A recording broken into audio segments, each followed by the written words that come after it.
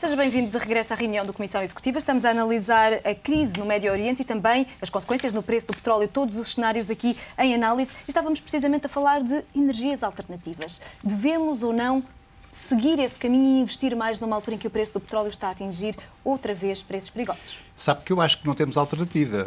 Portugal, estou a falar agora de Portugal, já não falo da Europa, porque também não tem alternativa, mas Portugal, concretamente, nós, se embora não falha, o nosso déficit da balança comercial no ano passado foi na ordem de 20 mil milhões de euros.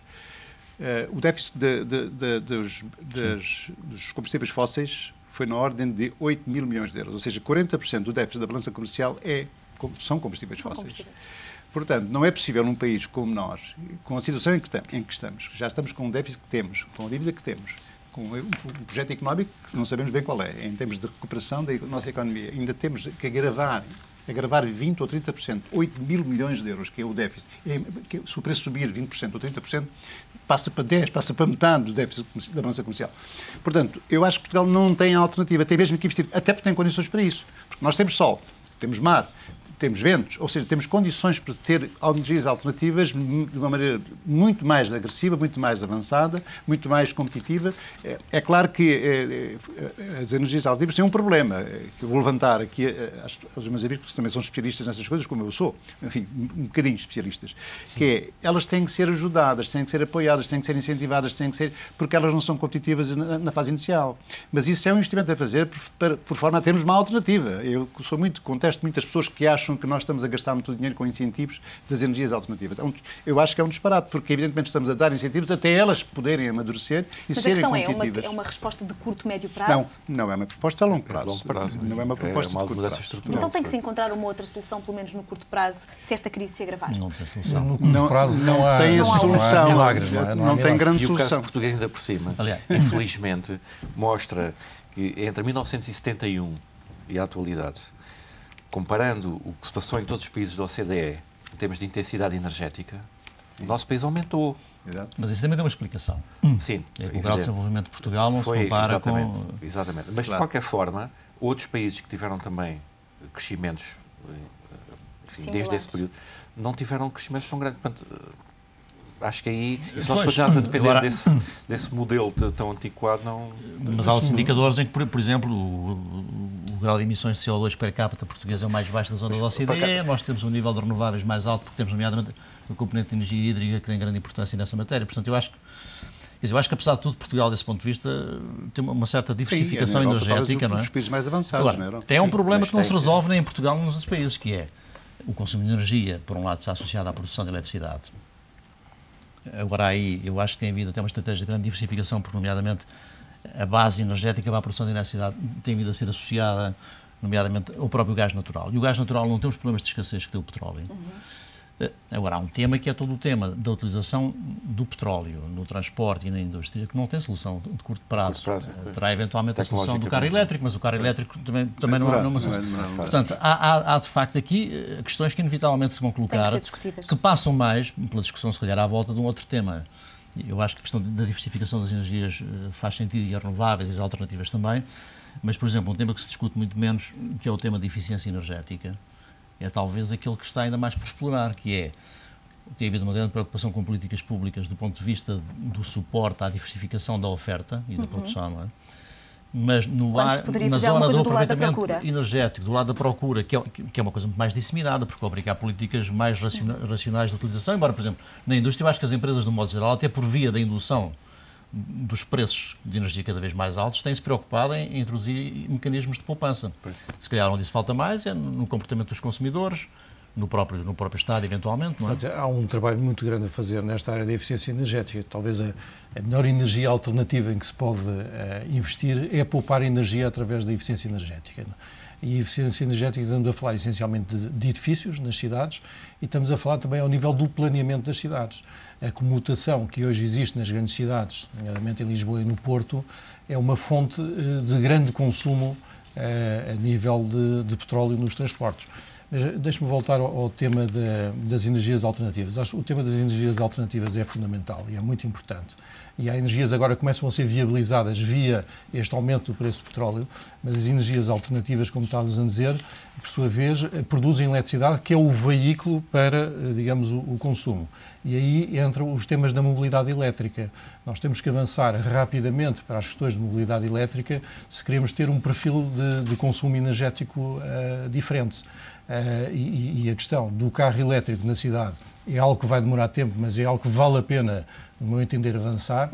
E a mobilidade elétrica via a ferrovia, sobretudo ao nível do transporte. Continuamos ainda hoje a depender muito do transporte rodoviário de mercadorias e não do ferroviário. Fica aqui lançado também esse desafio. Gostava de voltar agora mais ao imediatismo, que é precisamente a questão dos preços do petróleo, ainda que não saibamos se vão chegar aos 150 ou aos $200. O que sabe, pelo menos, o FMI é que cada aumento de $20 no preço do petróleo pode significar um corte de 1 ponto percentual no PIB. Pergunto-lhe se esta subida, esta alta do preço do petróleo poderá prejudicar ou não a recuperação europeia. Claramente. Claramente. Sim.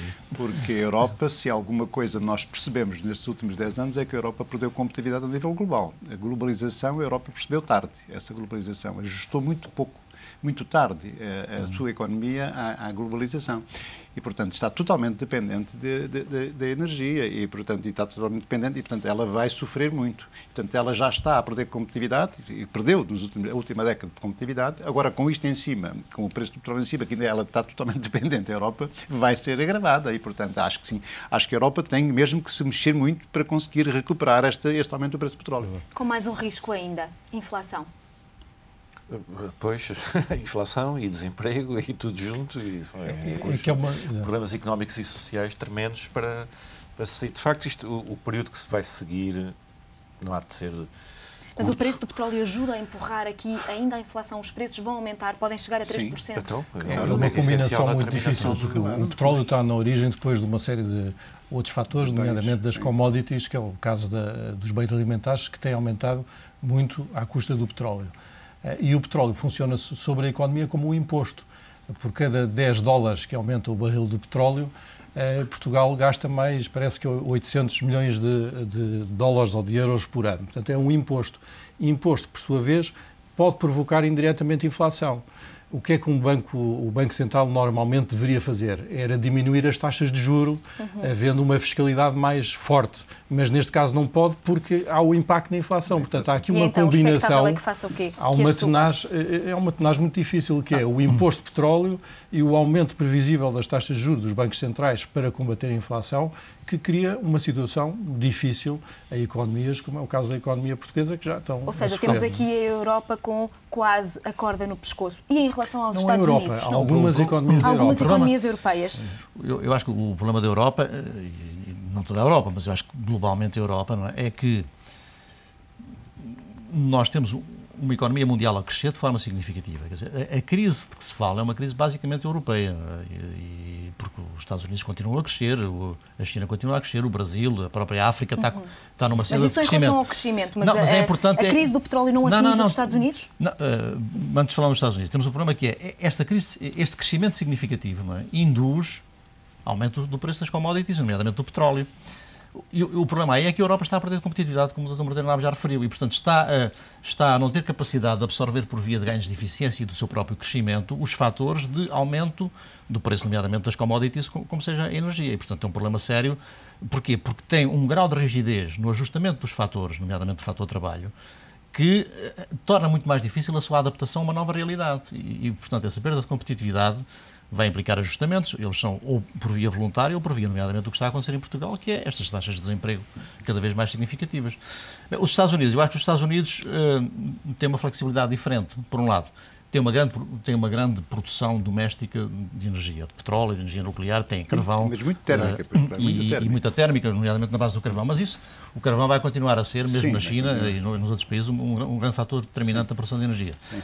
Depois, os Estados Unidos têm uma capacidade de flexibilidade, de adaptação muito mais rápida, não é? Portanto, eu admito que, mesmo que eles tenham um impacto também desfavorável nessa dimensão, conseguem absorvê-lo mais facilmente, porque, inclusivamente, em termos de intensidade energética por unidade de PIB, Os americanos são os que conseguiram ganhos de eficiência mais significativos nas últimas 3 décadas, exatamente, em resultado do efeito do primeiro choque petrolífero.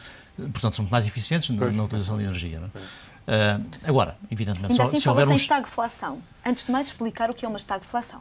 Não, a estagflação, enfim, nós passámos por isso nos anos 70, não é? É de facto você ter crescimento de 0 ou menos do que isso e os preços estarem em 10, 15%, que de facto é uma coisa terrível, não é?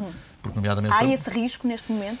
Ninguém sabe, quer dizer, há quem admita que efetivamente pode haver aqui um mecanismo que, por via do elevado grau de endividamento dos Estados e das economias europeias, que se induzam fatores de paralisação das economias. Agora, eu acho que, apesar de tudo, nós estamos numa realidade um pouco diferente, que é uma grande abertura mundial e, portanto, uma globalização que permite transferências de comércio entre os países que tornam mais fácil a resposta a esse tipo de crise do que nos anos 70. Basta ver, por exemplo, que mesmo no caso português, apesar de todas as dificuldades, o nosso grau de abertura permite-nos, por exemplo, ter empresas que investem em África, que investem no Brasil, apostar nas exportações. Portanto, há uma abertura das economias que, em princípio, não é, deverá ajudar a ter uma resposta mais dinâmica a coisas que no passado, em ambientes muito mais protegidos, como era o caso dos anos 70, levavam mais tempo a ajustar e levaram, de facto, uma década, de modo geral, na Europa e mesmo nos Estados Unidos. Não é?